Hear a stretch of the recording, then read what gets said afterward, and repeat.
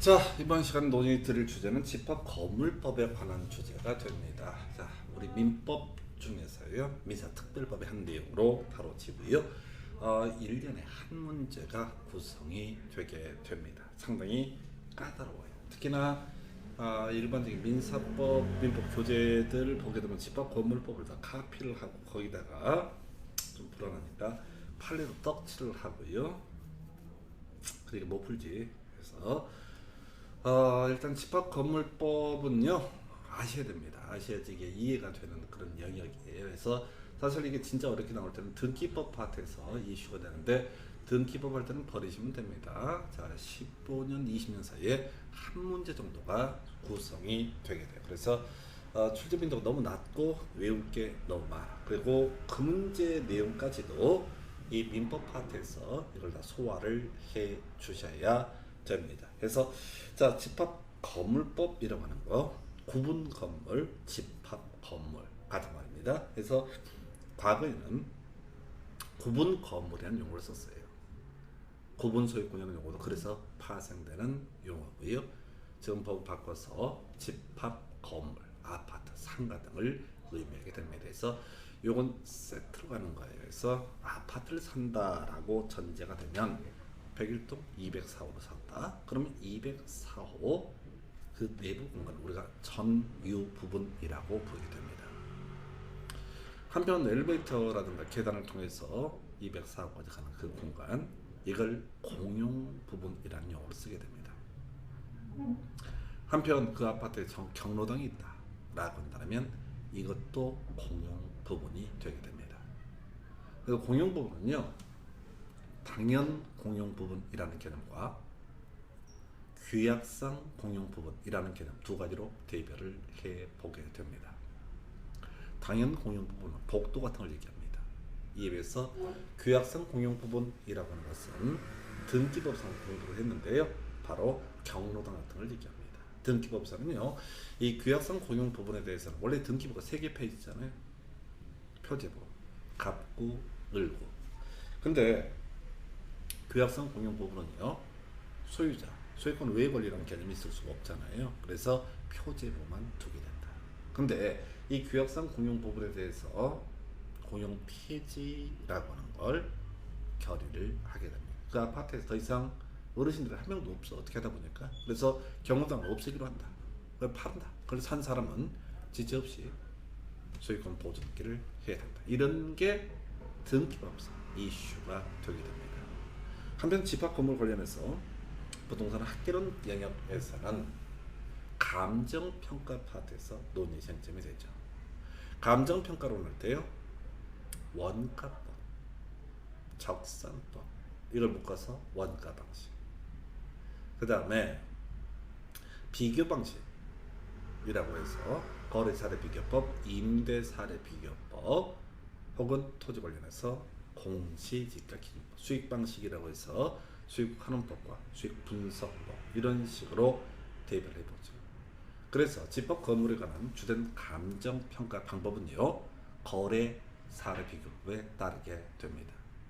그래서 비중 가격은요, 사례 가격에다가 사시지계명, 사정보정, 시점 수정, 그 다음에 지역요인, 개별요인, 면적요인 등을 고려해서 대상 물건의 가액을 평가하는 방식을 거래 사례 비교법이라고 부르게 됩니다.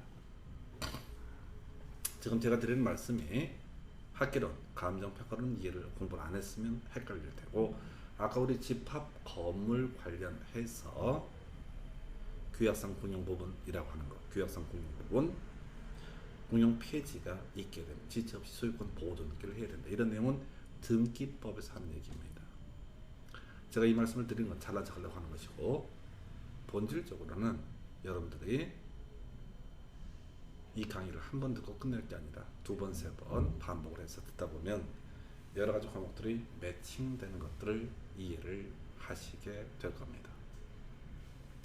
자, 집합 건물법 용어에 관한 부분 다시 한번 가야 되겠죠. 그래서 구분 소유권의 객체라고 하는 것, 전유 부분이라는 개념이 있게 됩니다. 간단히 설명드리기도 그래. 구분 소유권의 목적이 되는 건물 부분 백이동 204호, 204호가 전유 부분에 되게 됩니다. 이 관련한 쟁점으로 하나 출제됐던 것이 뭐가 있냐? 바로 하자 담보 제적 기간이라는 개념이 이슈가 됩니다. 우리가 집합 건물법을 보게 되면 우리 시험 용어는 별로 중요한 건 아닌데 하자 담보, 하자 보수 기간이라는 게 정해져 있습니다. 3년짜리고요, 5년짜리고요, 10년짜리고 막 그래요. 법에 예시가 돼 있어. 근데 뭐가 3년이고 뭐가 5년이고 뭐가 10년이고 이런 것들은 외워지지도 않고 외워봤자 의미도 없고 시험에 안 나왔으니까 한 번도. 근데 시험 문제에서는 3년이냐 5년, 10년 이게 중요한 게 아니라 언제부터 3년이냐, 언제부터 5년이냐, 언제부터 10년이냐가 문제가 되는 거야. 그래서 공용 부분, 예를 들어서 복도에 있어서 하자 보수의 제적 기간이라는 개념이 있다고 하십시다.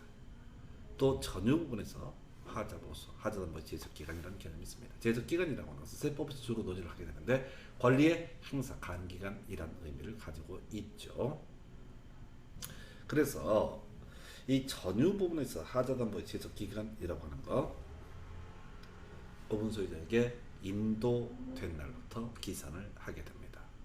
뭔 소리냐면 어떤 하자가 5년 동안 하자 보수 해줄 사안이라고 전제를 해보겠습니다. 그런데 이게 이제 어떤 경우가 있냐면은 아파트를 지어간다라고 했을 때 우리가 공법, 주택법에 가서 보게 되면은 그런 얘기를 하게 됩니다. 사업계획 승인 받아서요 사용 검사라고 하는 것을 받아야 돼요.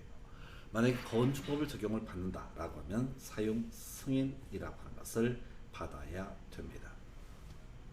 그리고 실질적으로 입주가 이루어지는 시기는요 사용검사랑 사용승인 있기 전에 먼저 인도, 입주가 이루어집니다. 그래서 실질적으로 보게 되면은 아파트가 완성이 돼간다라고 했을 때 인도가 먼저 이루어져요. 입주가 먼저 이루어져요. 그리고 두세 달 있다가 사용검사나 사용승인의 문제가 터지게 됩니다. 그 많은 주택에 수도꼭지가 어떻게 똑바로 고쳤는지 어떻게 다도 아냐고 모른다고. 그래서 주택법에 따르게 되면 임시 사용 승인 등을 얻어서 입주를 먼저 입주를 시킵니다. 그러면 죽는 사람이 없어? 건물 무너지지 않았어. 그러면 별 문제 없구나. 그래서 한 3개월 있다가 사용검사 사용 승인이 떨어집니다. 그래서 예를 들어서 2001년도에 인도 2001년 1월에 인도가 이루어졌다 하십시다. 그리고 2001년 4월에 사용검사 사용 승인이 있었다고 해보겠습니다. 그리고 나서 딱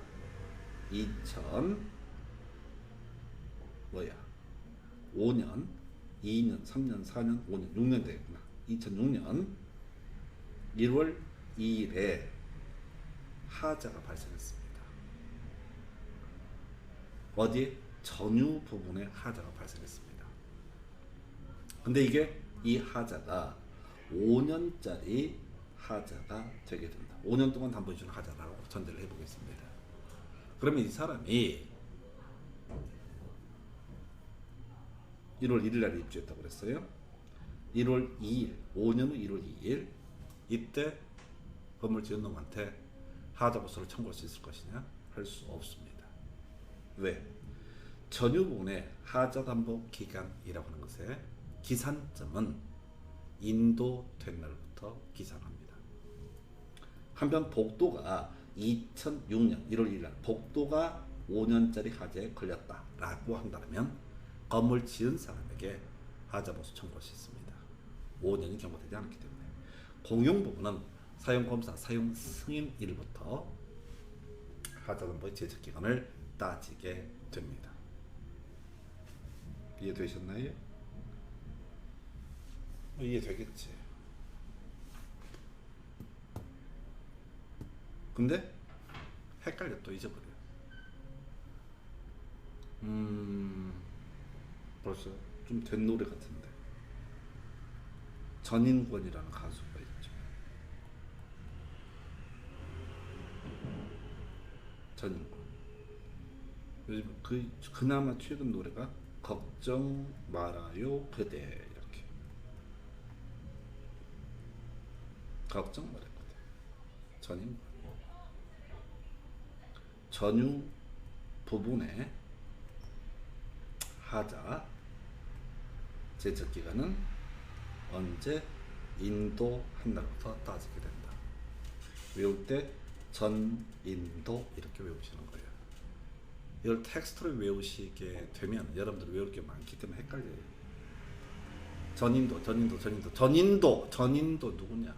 전인도 동생입니다. 그래서 전유 부분에 있어서 하자전부 제적 기간이라고 하는 것은 인도된 날부터 따지게 된다. 그러면 시험 문제 나오죠. 어떻게 되겠어? 전유 부분에 하자전부 기간은 구분 소유자에게 인도된 날 이렇게 하면 옳은 표현. 틀리게 구성할 때는 사용 검사를 받은 날 또는 사용 승인이 있는 날 이렇게 하면 틀린 표현이 되는 겁니다. 공용 부분은 사용 검사 또는 사용 승인 일부터 기사하는데 그건 출제 포인트가 아니야. 더 길기 때문에.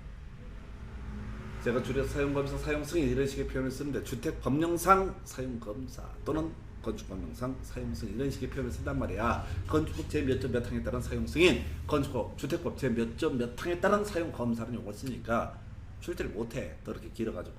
그래서 전인도라고 하는 거 이게 하나의 출제 이슈. 26회 때 출제됐던 쟁점입니다. 그 다음 이슈 공용 부분. 우리 교재하고 제가 조금 편집을 달리 이렇게 설명을 드리고 있는데요. 공용 부분은 이미 설명드린 것처럼 당연 공용 부분하고요 규약상 공용 부분 두 개로 대별해 볼 수 있습니다. 자, 공용 부분 사용 용도에 따라서 사용한다라고 되어 있습니다. 그렇지. 복도는 용도에 따라 사용을 해야 돼. 복도는 용도에 따라 사용을 해야 되죠. 복도는 뭐야? 걸어가는 데지. 집에. 전유 부분에 도달하기 위한 과정을 우리가 당연 공용 부분. 그러니까 경로당 같은 경우 노인들이 써야 돼. 어르신들이 써야 돼. 젊은 게 가서 깐죽거리고 있어. 놀고 빈둥거리면 안 된다. 용도에 따라서 사용한다. 어려운가요? 쉬운가요? 너무 쉬운 것 같지. 그래서 어렵지. 우리 민법 파트 공유라고 하는 개념이 있게 됩니다. 공유라고 하는 법은 지분권자, 공유 지분권자, 지분 비율에 따라서 공유물을 사용할 수 있고요. 원래 법조문 그런 식이죠. 공유자는 공유물 전부를 지분 비율에 따라서 사용할 수 있다. 그것도 어렵지 않죠?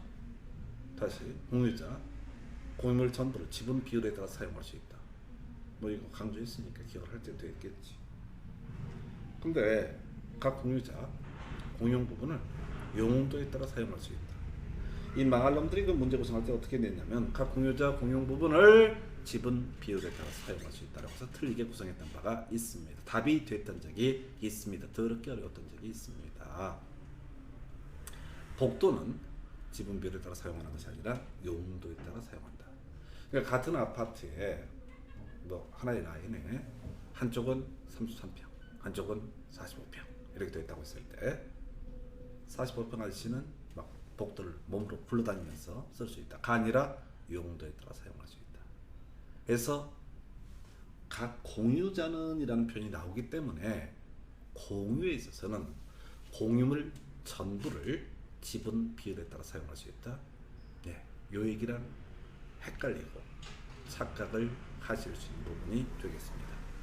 이때 공용 부분은 규약상 공용 부분이 될 수 있고 당연 공용 부분이 될 수도 있겠죠. 어느 쪽이 됐든 간 용도에 따라서 사용을 하게 된다. 둘째 포인트 관리비. 자, 지분 비율에 따라서 관리 비용을 부담한다. 자, 우리가 공유 파트에서 공부할 때 이런 식이었었죠. 각 공유자 지분 공유물 전부를 지분 비율에 따라서 사용하고 관리비 지분 비율에 따라 부담한다. 이렇게 되어 있습니다. 근데 공용 부분의 관리비 지분 비율에 따라 부담한다. 이게 뭔 소리냐면 같은 아파트 45평짜리 33평짜리가 있으면 45평짜리가 관리비가 더 많다라는 의미가 되게 됩니다. 그래서 이걸 지분 비율에 따라 사용할 수 있다 이렇게 해버리면 안 되고요. 지분 비율에 따라서 관리 비용을 부담하게 된다. 이런 게 이슈가 됩니다. 하나 더 하나 빼먹은 되겠구나. 미리 땡겨서 설명드릴거. 공용부분은요 등기라고 하는 것을 하지 않습니다. 백이동 204호를 매매를 하게 되면 204호 부분에 대해서만 등기를 하는 것이지 공용 부분에 대한 등기는 허용되지 않습니다. 복도를 따로 등기하지 않게 됩니다. 그래서 응용 들어가는 거, 공용 부분에 관한 시효 취득의 문제도 발생하지 않습니다. 어떤 아저씨가 복도에 20년간 소유자를 평온 공유하게 점유했다. 맨날 들은 거 있어. 그러고 나서 20년 지나서 등기 청구를 행사해서 소유권을 취득할 수 있다. 이런 건 있을 수 없어요. 왜? 등기 명인이 없기 때문에. 공용부는 등기 대상이 되지 않는다라고 하는 것도 최근 문제에서 출제 쟁점이 됐습니다. 자, 일체성 얘기에서 이 얘기를 이제 살을 붙여서 가게 될 텐데요. 자, 지금 구분 소유권은요, 전유 부분, 공용 부분 외에 대지 사용권이라는 개념도 있습니다.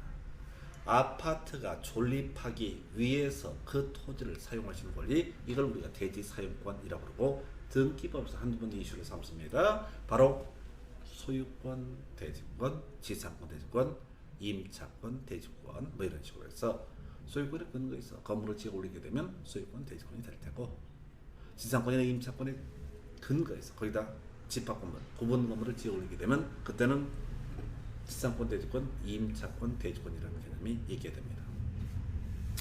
자, 공용 부분 관련해서 공용 부분에 관한 물권의 득실 변경 등기가 필요하지 않냐다. 지금 제가 설명드렸던 내용입니다. 그래서 공용 부분에 관한 시효 취득의 문제도 발생할 여지가 없습니다. 한편 공유자는 그가 가지는 전유 부분과 분리해서 공용 부분에 관한 지분만을 처분하는 것은 허용되지 않습니다. 내가 백이동 204호를 파는데 복도는 내가 못 팔겠다. 이런 것은 있을 수가 없다는 얘기죠. 딸이 등기할 사안도 아니고요. 이런 말도 안 되는 등기를 복도는 안 판다 뭐 이런 식의 등기를 해도 그 등기는 무효가 되게 됩니다.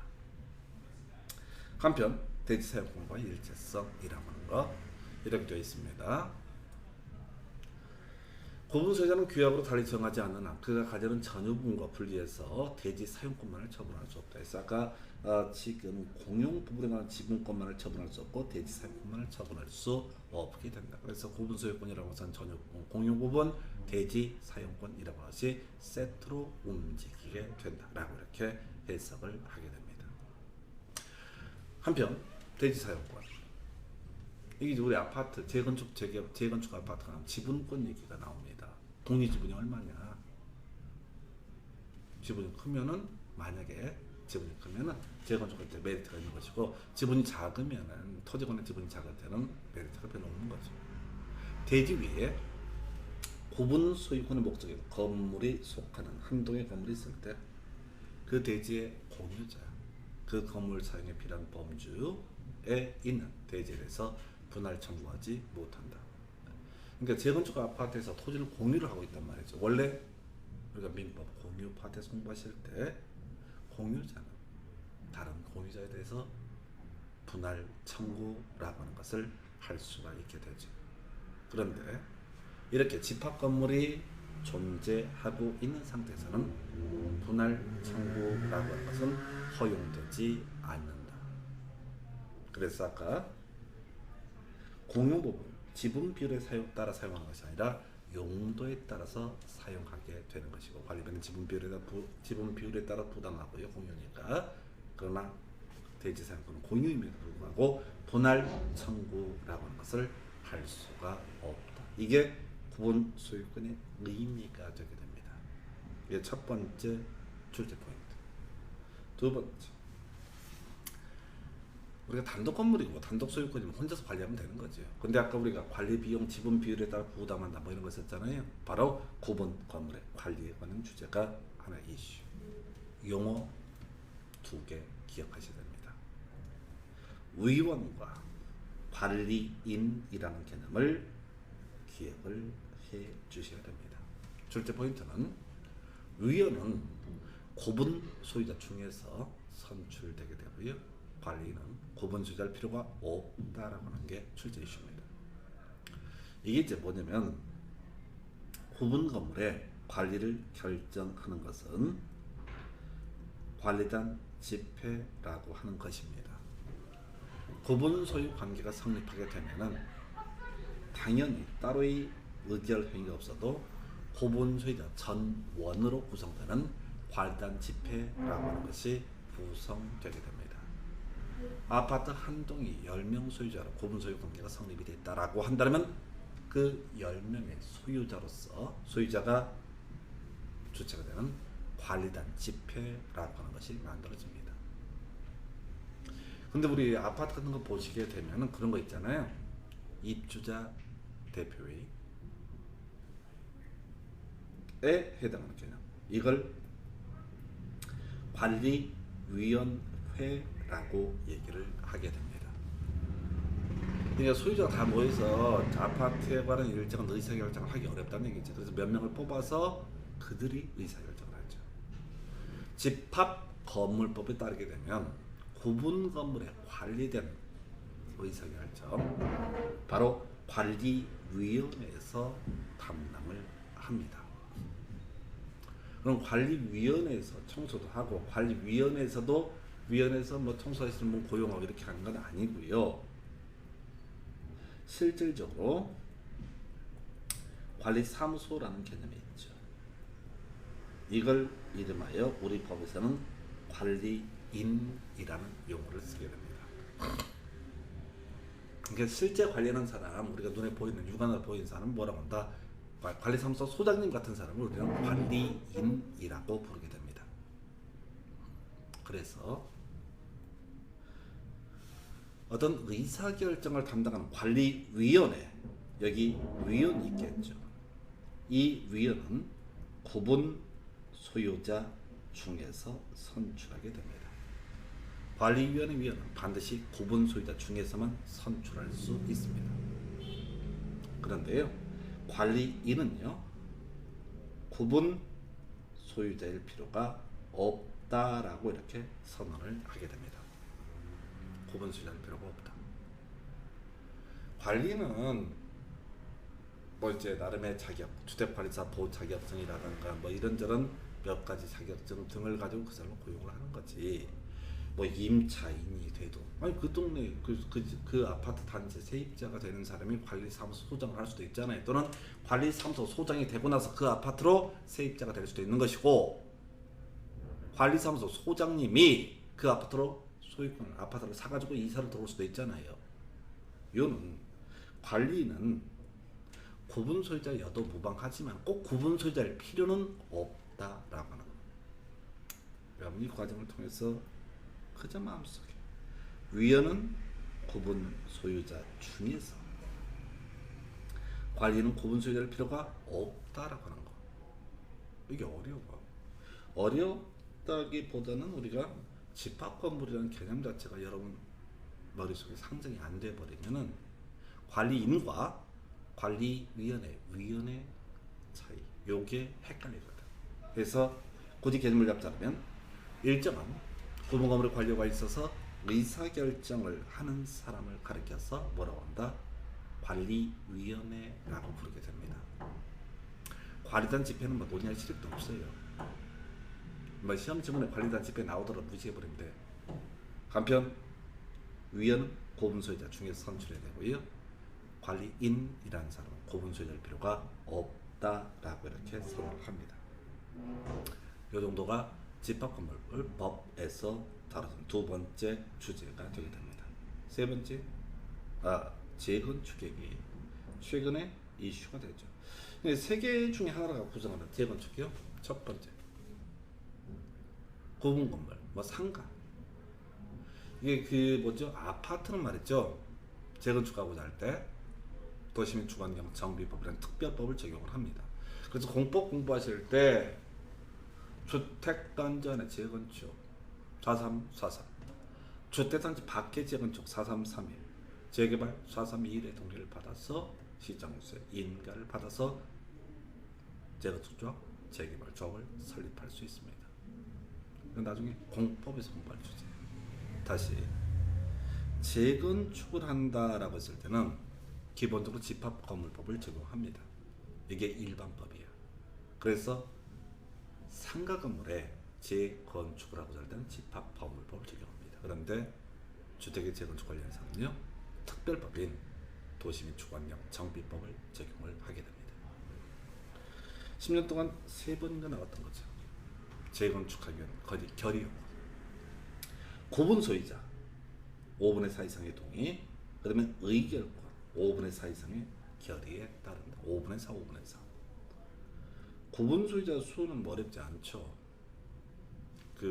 뭐 상가 건물이라고 했을 때 거기 소유자 수지 간단해.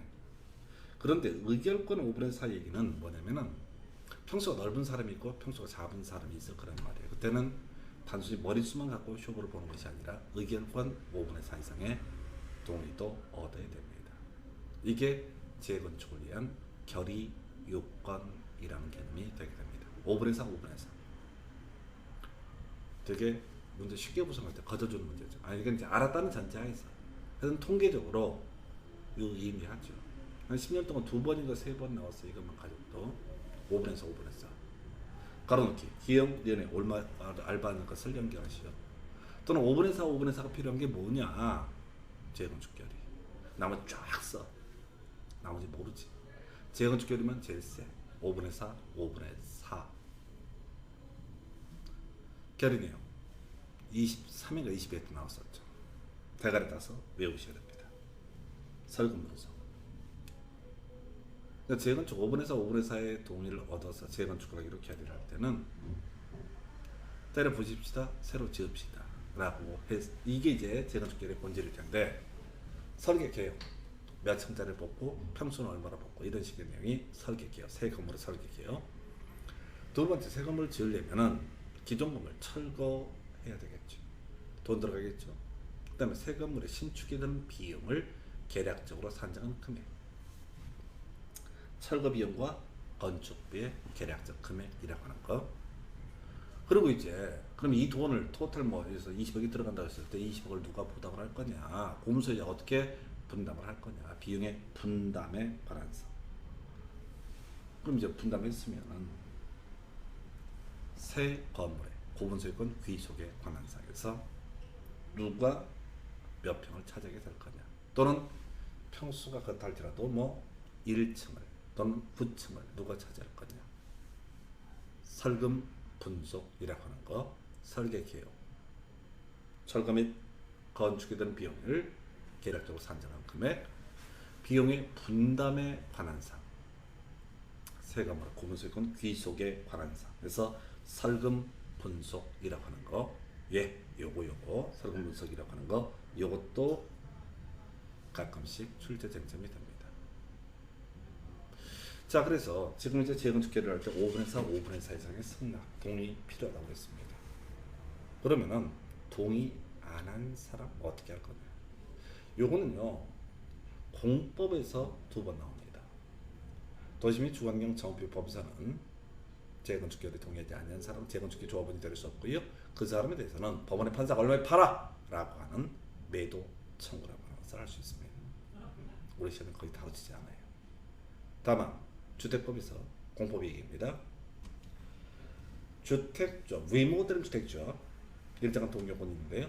이 동의 요건 관련해서 이슈가 되는 것이 리모델링 결의에 찬성하지 않는 자에 대해서 그 사람이 소유하는 대지 건축물에 대해서는 당연히 리모델링 주택조합이 법원에 매도 청구를 할 수 있다. 지금 제가 리모델링하고요, 주택 재건축에서 매도 청구라는 개념을 설명드렸습니다. 구분 건물의 재건축 5분의 4, 5분의 4 이상의 동의를 얻게 되면 구분 건물 재건축할 수 있는데요. 당연히 동의하지 아니한 자에 대해서 소위 매도 청구라고 하는 것을 할 수가 있게 됩니다. 매도 청구. 재건축 결의가 있게 되면요, 집회를 소집한 자는 지체 없이 그 결의에 찬성하지 아니한 구분 소유자에 대해서 바로 매도 청구를 하는 것이 아니라 결의 내용에 따라 재건축에 참가할 것인지 여부를 회답할 것을 서면으로 촉구한다. 이걸 우리가 민법에서는 최고라는 용어를 쓰기도 하죠. 재건축에 참가할 것인지 여부에 확답을 촉구받은 구분 소유자 2개월 내 회답을 해야 됩니다. 2개월 아직은 포인트 안 됐어요. 근데 기억해 주실 거. 재건축에 참가할 것인지 여부에 확답 기간 내에 회답하지 않은 경우 그 구분 소유자 재건축에 참가하지 않겠다는 뜻을 회답한 것으로 본다. 이게 재건축 결의가 이루어졌어. 그럼 이제 나머지 동의 안 한 사람한테 소위 매도 청구라고 하는 것을 이 다음 단계 하게 되는데, 매도 청구하기 앞서서 혹시 기왕에 이렇게 된 거 참여할 거냐 말 거냐 라고 하는 것을 알려달라 라고 하는 것을 서면으로 촉구를 하게 됩니다. 서면 도달했을 때 이 사람 2개월 내 회답할 의무가 있습니다.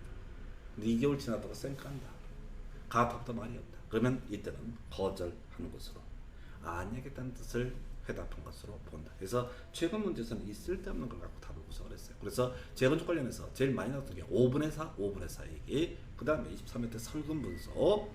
그래서 매도 청구 쪽은 너무 길어서 내기가 곤란한가 봐요. 어찌됐든 간에 결국은 이때 거절하게 되면 또는 답을 하지 않게 되면 매도 청구라는 것을 할 수 있습니다. 그래야지 구분 건물의 재건축이라는 게 가능하죠. 그 다음에 이제 유치원 문제인데 2개월 내 회답을 해야 된다라고 하는 거.